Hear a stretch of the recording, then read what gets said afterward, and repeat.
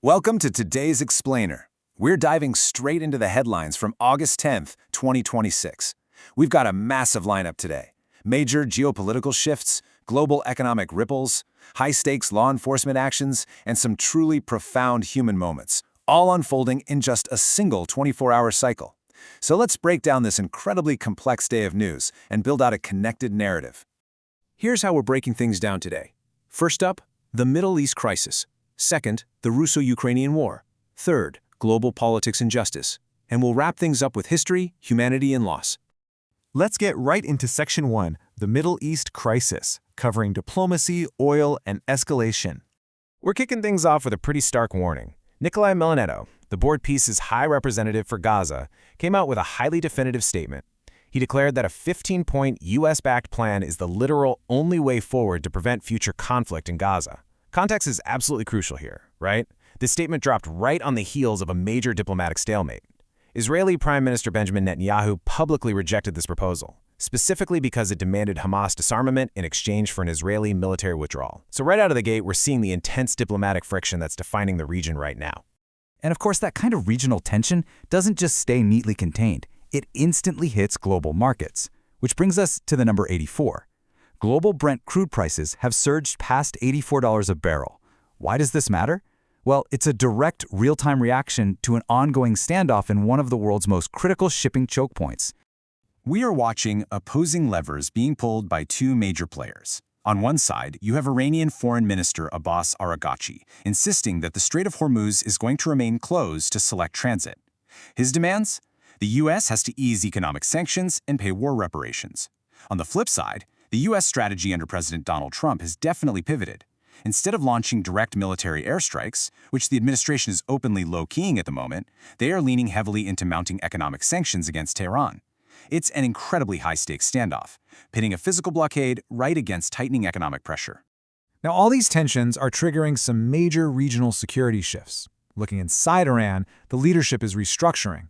President Masoud Pezeshkian just appointed former Revolutionary Guards chief Mohsen Rezaei as the new secretary of the Supreme National Security Council, replacing Mohammad Bagher Zolkadar. Meanwhile, the physical conflict just keeps rippling outward. Over in Saudi Arabia, emergency crews were scrambling to extinguish a fire at a Saudi Aramco oil processing installation in Jizan. That blaze, it was triggered by a targeted drone strike claimed by Yemen's Houthi rebels. So, from high-level boardrooms straight to the oil fields, the whole security picture is shifting at lightning speed. Moving on to Section 2, the Russo-Ukrainian War, tracking the shifting front lines and alliances. If you look at the sheer geographical spread of this conflict today, it's pretty staggering. We're starting deep inside Russia's Republic of Tatarstan, where a massive Ukrainian drone strike targeted industrial and civilian infrastructure in the city of Nizhnekyamsk. The toll was severe, 12 people dead and 39 others injured. At the exact same time, down on the front lines in Ukraine's eastern Donetsk region, Russia's defense ministry is reporting a significant territorial shift, claiming their forces have seized control of the villages of Vozyutinske and Toretsk. And the shockwaves of this war stretch all the way to coastal Syria. Syrian officials just confirmed a memorandum of understanding with Moscow. This formalizes a long-term reorganization of Russian military operations at both the Khmeimim airbase and the Tartus naval facility. To really understand this war, you have to look at deep interior strikes, frontline territorial changes, and international naval realignments all at the exact same time. Let's shift gears to Section 3, Global Politics and Justice, looking at law enforcement and governance. This next story is a truly massive development in international justice. Alleged Irish cartel boss Daniel Kinahan was just extradited from Dubai all the way back to Ireland on a government jet. He's been remanded in custody and formally charged with directing a transnational criminal organization.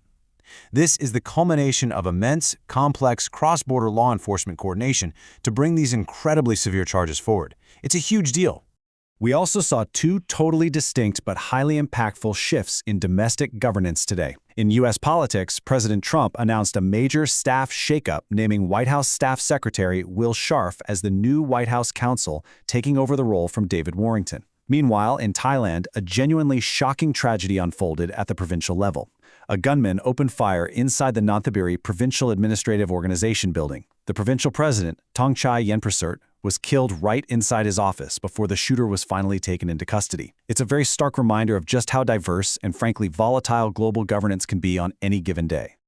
Finally, we arrive at Section 4, History, Humanity, and Loss, Reflections from Around the World. I want to pause for a moment on this number, 81. Today, in Nagasaki, Japan, a deeply solemn peace ceremony was held. The ringing of the peace bell echoed across the city to mark exactly 81 years since the devastating atomic bombing of 1945. It's a powerful moment of global reflection on the profound, lasting costs of war. But even in the face of modern natural disasters, we're seeing some striking examples of international cooperation. In Kruja, Albania, a fast-moving wildfire was aggressively threatening residential zones. To get it under control, emergency response teams actually brought in Turkish Bayraktar TB2 uncrewed aerial vehicles. It's a really fascinating look at how advanced, military-grade drone technology is being completely repurposed to protect human life and property from environmental threats. And speaking of amazing technology, this next story brilliantly illustrates our enduring connection to the past. Picture this. Over 2,000 years ago, an ancient Roman merchant vessel was navigating the waters of the Mediterranean. Now jump to the present day. Marine archaeologists have just discovered that exact ship, sitting right off the coast of Sicily, and it is remarkably well preserved.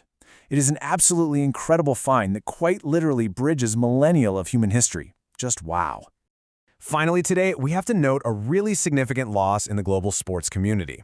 Jorge Messi, the father and longtime manager of football icon Lionel Messi, has passed away at the age of 68 after a battle with cancer. His passing has sparked this massive outpouring of heartfelt tributes from across the entire sports world, really acknowledging the huge behind-the-scenes role he played in shaping one of history's absolute greatest sporting careers. And that brings us to the end of today's Explainer. But before we go, I want to leave you with this question. Just look at everything we just unpacked together. From naval base realignments to drone strikes to the ringing of a peace bell and the discovery of a 2,000-year-old shipwreck. How quickly does the balance between global conflict and human resilience shift in a single 24-hour news cycle? It is an immense scope to take in, I know. But understanding these connections, that is exactly how we make sense of the world. Thank you so much for joining me to learn and explore today. Keep asking questions, and I'll see you next time.